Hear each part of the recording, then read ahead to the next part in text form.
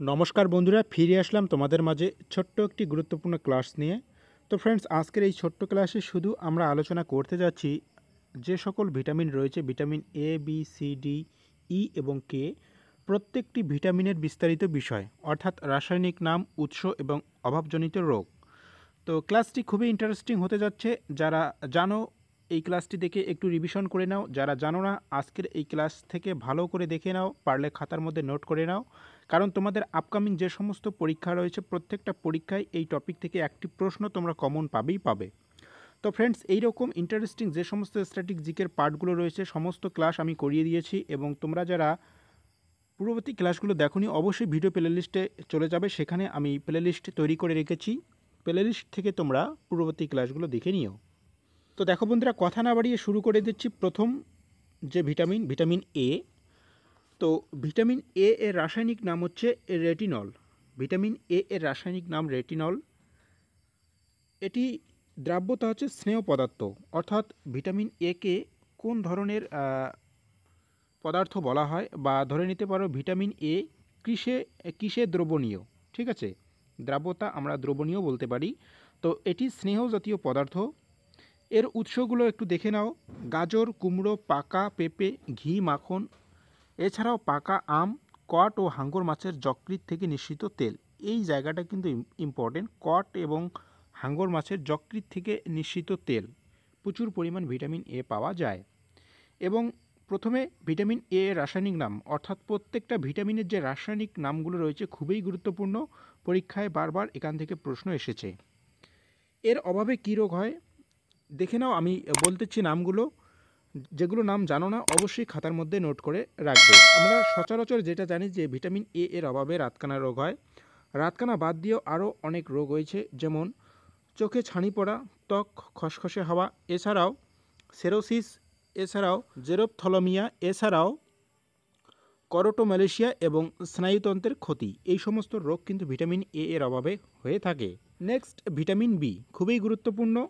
এর রাসায়নিক নাম হচ্ছে থিয়ামিন বা অ্যানিউরিন। থিয়ামিন বা অ্যানিউরিন, এটি জলে দ্রবণীয় ভিটামিন, অর্থাৎ ভিটামিন বিকে কয়েকটি ভাগে ভাগ করা হয়েছে। ভিটামিন বি থেকে ভিটামিন বি12 পর্যন্ত রয়েছে, যেগুলো ইম্পর্ট্যান্ট আমি সেগুলো তোমাদের মাঝে আলোচনা করতেছি। তো দেখো, ভিটামিন বি ওয়ান এর রাসায়নিক নাম হচ্ছে থিয়ামিন বা অ্যানিউরিন। এটি জলে দ্রবণীয়। এর উৎসগুলো একটু দেখে নাও: ডিমের কুসুম, ঢেঁকি ছাটা চাল, বাদাম, ডাল, এছাড়াও বিন, ফুলকপি, বিট এবং লেটুস পাতা। ঠিক আছে, এগুলোতে প্রচুর পরিমাণ ভিটামিন এ পাওয়া যায়। এর অভাবে কী কী রোগ হচ্ছে: বেরি, ক্ষুধামন্দা, স্নায়ু দুর্বল্য, হৃৎপিণ্ডের দুর্বলতা, এগুলো ভিটামিন বি ওয়ানের অভাবে হয়ে থাকে। নেক্সট দেখো ভিটামিন বি টু, খুবই গুরুত্বপূর্ণ। ভিটামিন বি টু এর রাসায়নিক নাম হচ্ছে রাইবোফ্লাভিন বা ল্যাক্টোফ্লাভিন। এটি জলে দ্রবণীয়।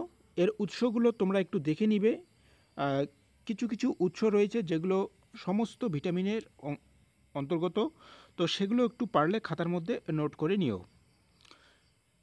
কিন্তু এমন কিছু উৎস রয়েছে যেগুলো অন্য কোনো ভিটামিনের মধ্যে পাওয়া যায় না। যেমন ভিটামিন বি টু এর ক্ষেত্রে এখানে তোমরা দেখতে পাচ্ছ অঙ্কুরিত গম। এটা কিন্তু পরীক্ষায় দিয়ে দেয় যে অঙ্কুরিত গমের মধ্যে কোন ধরনের বা কোন রকমের ভিটামিন বেশি পাওয়া যায়। এর সঠিক উত্তর হচ্ছে ভিটামিন বি টু। এর অভাবে কী কী রোগ হচ্ছে: স্নায়ুতন্ত্র, চক্ষু, ত্বক প্রভৃতি ক্ষয় হয়, মুখে, জিহ্বায়, ঠোঁটে ঘা হয়। এছাড়াও আরও অন্যান্য রোগ রয়েছে, যেমন সেইলোসিস এবং গ্লাসাইটিস।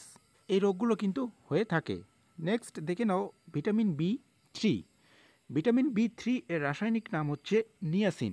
ভিটামিন বি থ্রি এর রাসায়নিক নাম হচ্ছে নিয়াসিন। এটি জলে দ্রবণীয়। এর প্রধান উৎসগুলো হচ্ছে ডিমের কুসুম, দানাশস্যের খোসা, এছাড়াও মটর, বিন এবং রাঙ্গা আলু।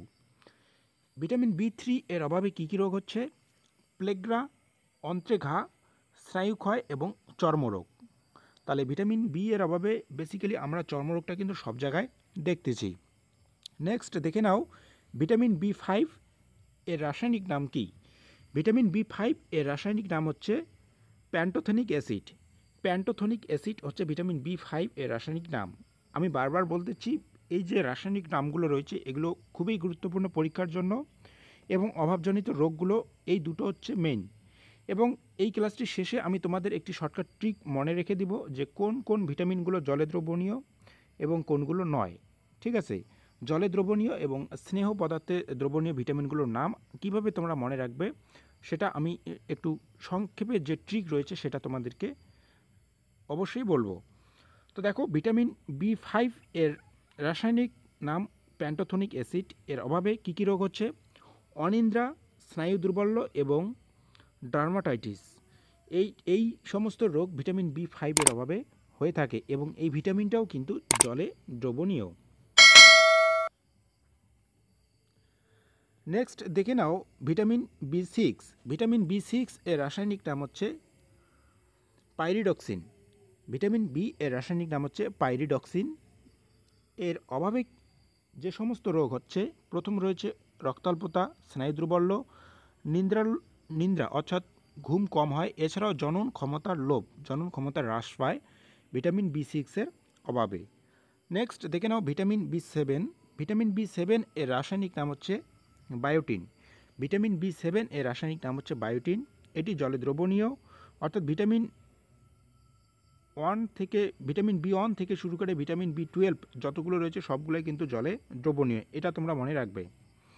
ভিটামিন B7 এর অভাবজনিত রোগগুলো হচ্ছে বৃদ্ধি ব্যাহত হয়, চর্মরোগ এবং চুল পড়া, এগুলো ভিটামিন B7 এর অভাবে হয়ে থাকে।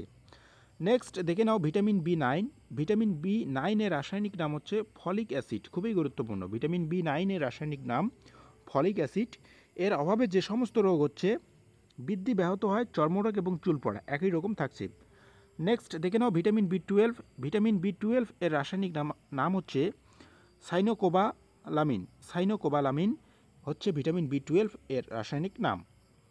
এর অভাবে প্রধানত যে সমস্ত রোগ হয়, বৃদ্ধি ব্যাহত হয় এবং পার্নিসিয়াস অ্যানিমিয়া রোগ হয়ে থাকে। এরপর ভিটামিন সি।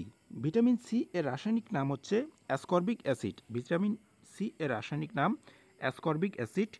এটি জলে দ্রবণীয়। প্রধানত উৎসগুলো হচ্ছে আমলকি, লেবু, পেয়ারা এবং মাতৃদুগ্ধ, এগুলোতে প্রচুর পরিমাণে ভিটামিন সি পাওয়া যায়।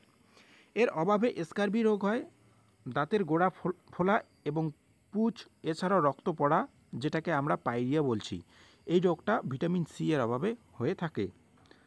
পরবর্তী রয়েছে ভিটামিন ডি। ভিটামিন ডি এর রাসায়নিক নাম হচ্ছে ক্যালসিফেরল। খুবই গুরুত্বপূর্ণ, ভিটামিন ডি এর রাসায়নিক নাম হচ্ছে ক্যালসিফেরল। এটি চর্বি অর্থাৎ স্নেহ জাতীয়। তো এর উৎসগুলো হচ্ছে হেলিবার্ট, কট ও হাঙ্গর মাছের যকৃৎ তেল, এছাড়াও দুধ, ডিম, মাখন, শাকসবজি। এর অভাবজনিত রোগগুলো কি কি?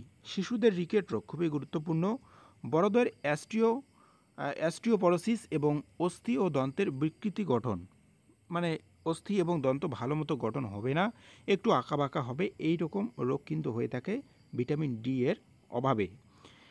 এবং দেখে নাও সর্বশেষ যে দুটো ভিটামিন রয়েছে, ভিটামিন কে। ভিটামিন কে এর রাসায়নিক নাম হচ্ছে টোকোফেরল। ভিটামিন কে এর রাসায়নিক নাম টোকোফেরল। এটি তেলে বা চর্বিতে দ্রবণীয়।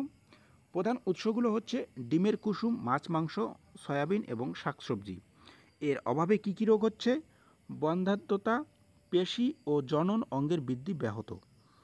খুবই গুরুত্বপূর্ণ। অবশ্যই ক্লাসটি ভালো লাগে একটি লাইক দিয়ে বন্ধুদের মাঝে শেয়ার করে দিবে, এতটুকুই তোমাদের কাছে আশা। যদি কোনো জায়গায় বুঝতে অসুবিধা হয় কমেন্ট বক্সে কমেন্ট করবে, এবং ক্লাস কেমন লাগলো, পরবর্তী কোন টপিকের উপর তোমরা ক্লাস চাও অবশ্যই কমেন্ট করে কমেন্ট বক্সে জানাবে, আমি তোমাদের কমেন্টের রিপ্লাই অবশ্যই দিব। তো ফ্রেন্ডস, সর্বশেষ রয়েছে ভিটামিন কে। ভিটামিন কে এর রাসায়নিক নাম হচ্ছে ফাইলোকুইনন বা ল্যাপথোকুইনন। এটি তেলে দ্রবণীয়। এর অভাবজনিত রোগগুলো হচ্ছে রক্তাল্পতা, দেহের বৃদ্ধি হ্রাস। তো ফ্রেন্ডস, আমি তোমাদেরকে একটি ট্রিকের কথা বলেছিলাম যে কোন কোন ভিটামিনগুলো জলে দ্রবণীয় এবং কোনগুলো তেলে বা চর্বি বলতে পারো তেলে দ্রবণীয়।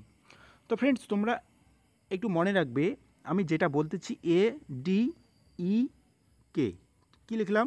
ADEK, বা তোমরা যদি এটাকে এভাবে বলতে পারো যে এদিকে, তাহলে এই যে ADEK তোমরা যদি এদিকে দিয়ে মনে রাখো খুবই সোজা হবে। তো এই সমস্ত ভিটামিন তেলে দ্রবণীয়। কি বললাম? এদিকে অর্থাৎ ADEK এই সমস্ত ভিটামিন তেলে দ্রবণীয়। ব্যাস হয়ে গেল। এবং বাকি যে সমস্ত বা যে কয়েকটা ভিটামিন পড়ে থাকলো সেগুলো হচ্ছে জলে দ্রবণীয়। আমি আশা রাখি এই ট্রিকটা তোমাদের খুবই ভালো লাগলো এবং এটি তোমাদের খুব সহজে মনে থাকবে। পরীক্ষায় কিন্তু এরকম প্রশ্ন দিয়ে দেয় যে ভিটামিন ই জলে নাকি তেলে দ্রবণীয়, এরকম পরীক্ষায় অনেক প্রশ্ন তোমরা পাবে। তো অবশ্যই এই ট্রিকটা মনে রাখবে, এদিকে বা এদিকে যেটাই বলো না কেন এদিক দিয়ে মনে রাখবে, তাহলে আমি আশা রাখি তোমাদের এই ট্রিকটা মনে থাকবে। তো ফ্রেন্ডস, ক্লাসটি কেমন লাগলো অবশ্যই কমেন্ট করে কমেন্ট বক্সে জানাবে। ভালো লাগলে বন্ধুদের মাঝে শেয়ার করে দিও। ধন্যবাদ।